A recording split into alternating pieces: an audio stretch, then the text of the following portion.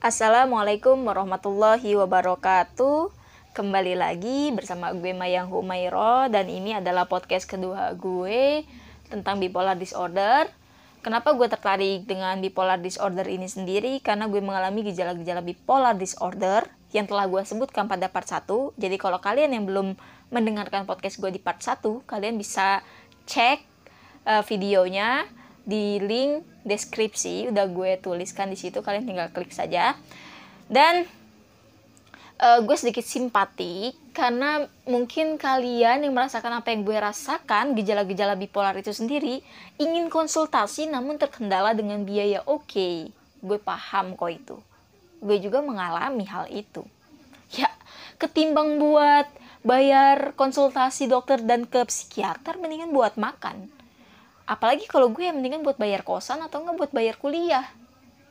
Ya kan? Nyari duit susah, bro. Gitu. Apalagi kita yang ekonominya menengah ke bawah. Nah, gue sedikit bercerita bagaimana gue mengalami gejala bipolar, dan juga gue benar-benar merasakan gejala-gejala itu hadir dan muncaknya itu di 2019. Ya, ternyata setelah gue telaah, gue pikir lagi, dari kecil ya, gue ini udah mengalami tekanan yang begitu berat, tidak sesuai dengan porsi usianya. Oke. Di 2018, dari 2017 sih, karena gue aktif organisasi, ya gue mengembang beberapa organisasi. 2018, 2019, gue menduduki posisi yang cukup penting. Ya bahkan bisa dikatakan penting ya, bukan cukup lagi. Gue nggak bisa membagi waktu, memanajemen waktu gue benar-benar kacau karena memang ada persoalan-persoalan keluarga juga, persoalan-persoalan pertemanan, persoalan-persoalan yang lainnya, pekerjaan dan lainnya. Ya, di situ gue muncak gitu. Gue harus apa?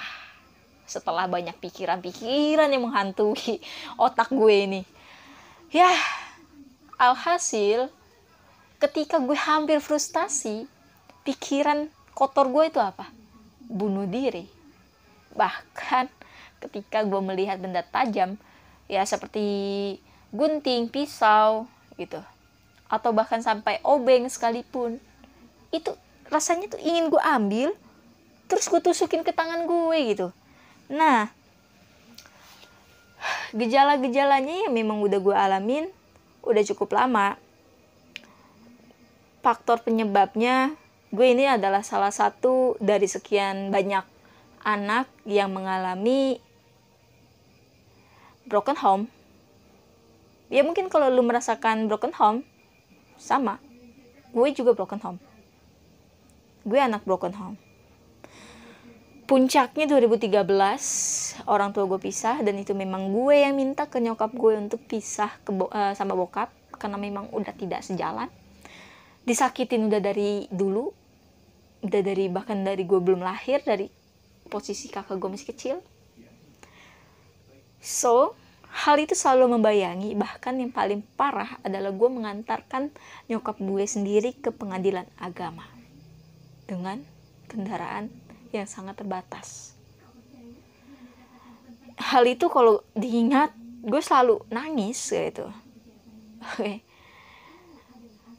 Ya, faktornya selain pada broken home, mungkin kalian juga pernah mengalami yang namanya bullying. Gue juga pernah ngalamin di bullying. Gue pernah ngalamin yang dinamanya bullying sifat dan juga bullying fisik. Kalau bullying fisik, gue pernah dikatain sama temen SD, itu lagi SD ya, hidung lubang jarum, lubang hidung jarum, entah apalah itu ya. Ya karena hidung gue kecil gitu, lubang jarum jadinya, lubang hidung gue juga kecil gitu.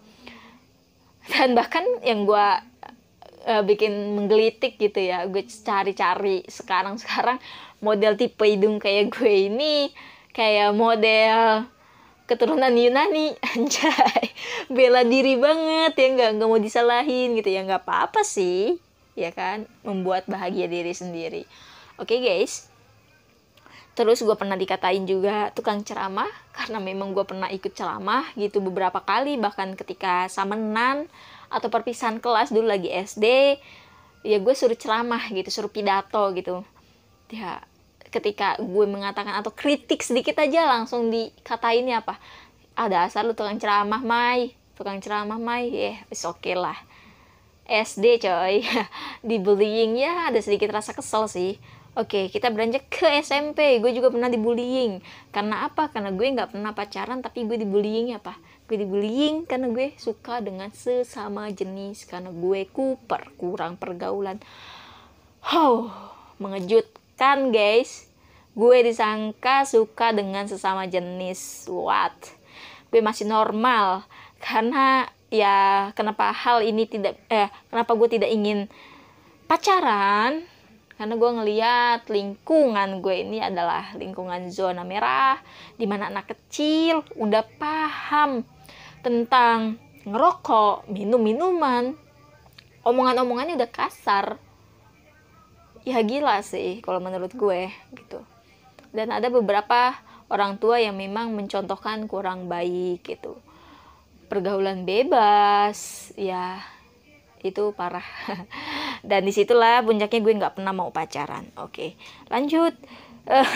Gue SMA juga pernah dibullying, sama halnya karena gue nggak pacaran juga. Dan bahkan ya dulu ada masanya kayak zaman ade-adean gitu ya, gue punya ade-adean cewek gitu, disangkanya gue suka dengan sesama jenis. What? Sebenarnya buat apa ya? Nggak tahu lah, itu zaman alayers gitu lah ya. Oke. Gue dibullying lagi kelas 2 SMA. Itu adalah bullyingnya ibu negara. Wow, karena gue memang aktif gitu ya kan. Terus juga gue dipercaya sama salah satu guru untuk ya kadang koreksi gitu. Terus gue juga untuk cek absensi teman-teman gitu ya. Gue disangka ibu negara gitu sama teman-teman cowok sih rata-rata, tapi it's okay. Gue akuin gue introvert, gue akuin gue memang orang yang tipe kaku. Tapi bullying ini guys bahaya juga ya untuk pikiran, jadi stop lah kalian untuk bullying. Kalau yang telah menjadi korban, semoga kalian memaafkan teman-teman kalian yang memang pernah membullying. Oke, lanjut. Yang seperti tadi, faktor lainnya adalah lingkungan gue yang lingkungannya merah, yang seperti itu yang gue katakan. Anak kecil aja udah tahu ya tentang seks bebas. Parah lah udah, pokoknya parah. Untung gue nggak sampai kejerumus. Ya, selain yang gue sebutkan tadi, yaitu faktor broken home, faktor bullying, faktor lingkungan, dan yang gue alamin lagi adalah toxic. Mungkin kalau kalian pernah mengalami apa yang gue alami, yaitu toksik, racunnya dari orang tua.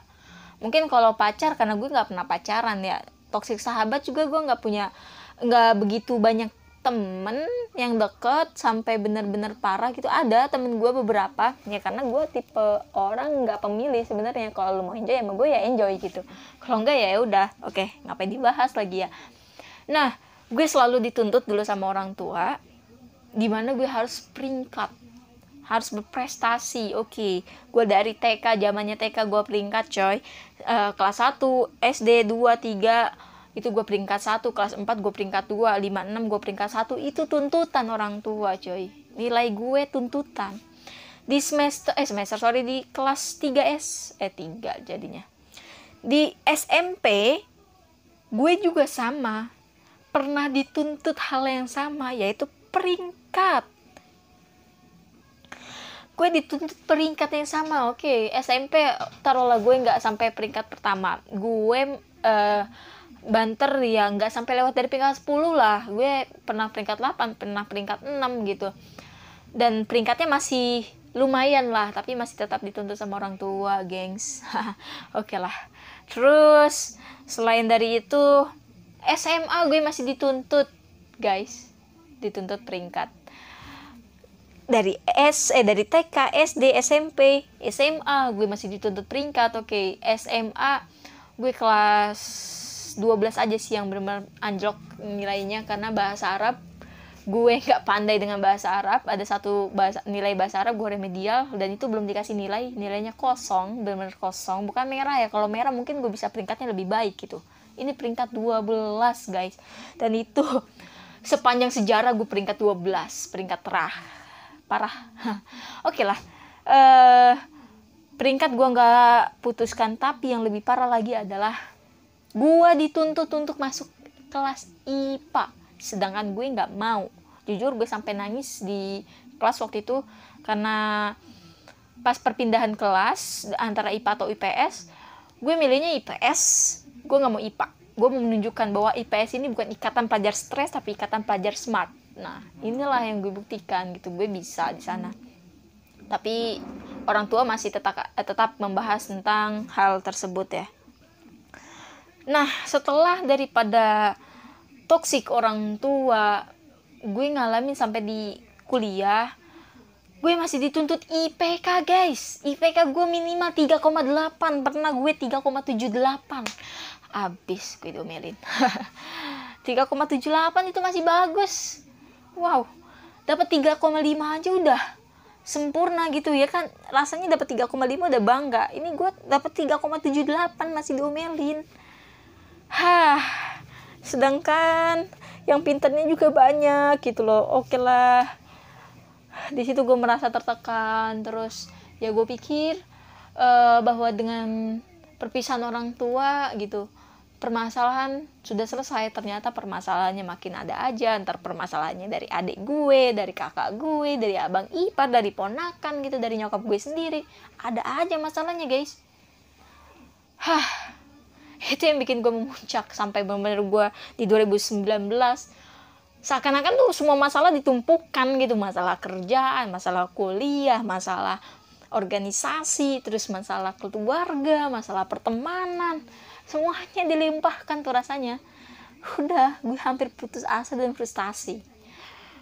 Dan caranya gue untuk mengalihkan gue untuk tidak frustasi adalah ya gue mendekatkan diri kepada agama. Gue mencoba treatment terapi otak dengan cara ya mendengarkan aliran air, terus melihat pemandangan, dan gue coba untuk berenang, karena kan yang gue dengar katanya berenang itu bisa merilekskan diri kita. Gue kadang main ke curug gitu ya, itu bikin fresh otak gitu. Dan masalah bipolar ini masalah pikiran sebenarnya, akan terganggu ya karena pikiran. Yang mana lu bahagia banget gitu, dan yang mana lu sedih banget. Dan itu gue pernah merasakan itu ya. Yang idenya kadang gue banyak tapi gak konsisten lah. Mungkin kalau ide gue dikonsistenkan, gue udah punya karya sekarang. Tapi enggak, dari dulu gue ada ide, ntar idenya berubah lagi, ntar ada kayaknya menarik ini deh idenya. Mungkin kalau lo yang pernah merasakan apa yang gue rasakan, selamat, kita sama. Ya, nggak apa-apa lah guys. Kita di dunia ini ada bumbu-bumbu seperti itu. Tapi kita nikmatin, jangan sampai kita salah langkah, salah treatment. Setelah gue lakukan itu, ya tadi entah gue berenang lah, entah gue treatment otak dengan cara mendengarkan terapi lah, atau apalah gitu. Yoga, kalau misalnya kalian suka yoga, terus olahraga, jogging dan segala macem, lakukanlah itu. Dan langkah yang kedua adalah yang gue lakukan, yaitu gue dekatkan diri dengan Tuhan. Ketika gue benar-benar mengalami ingin bunuh diri, melihat benda tajam aja ingin gue tancapkan ke tangan, ke badan gitu, udahlah gue mengakhiri. Mungkin dengan cara gue mengakhiri semuanya kelar. Tapi batin gue bercerita guys. Kok bercerita ya? Batin gue menolak gitu. Batin gue mengatakan gini, Mai, kalau lo bunuh diri, roh lo mau ditaruh di mana? Roh lo gak akan diterima sama Allah. Lo akan jadi kafir. Itu yang terkadang gue terngiang ya. Yang gue bersyukurnya masih ada iman di dalam hati gue, percaya akan adanya Allah gitu ya kan, percaya gitu akan adanya agama itu membawa kebahagiaan. Ketika gue mendengarkan bisikan-bisikan, Mayang pingsan ya gue lawannya dengan apa? Kalau gue pingsan, gue nggak bisa berzikir lagi, gue nggak bisa sholawat lagi, gue nggak bisa nginget Tuhan lagi. Ya, itu yang gue rasakan.